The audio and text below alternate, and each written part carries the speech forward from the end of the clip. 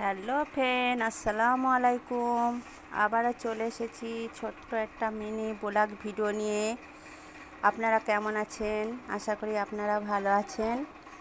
আজকে কি রান্না করেছি সেটা আপনাদের দেখাবো। এদিকে করেছি আলু ভাজা, ডিম ভাজা, মাছ ভাজা, চিংড়ি মাছের মালাইকারি, এইটা মাংস, এটাও মাংস রান্না করেছি কষা কষা ঝাল ঝাল করে। আর এদিকে গরম গরম এক হাঁড়ি পোলাও রান্না হচ্ছে। আপনারা পোলাও খেতে কেমন, কে ভালোবাসেন, আপনারা কমেন্ট শেয়ার লাইক করে জানাবেন।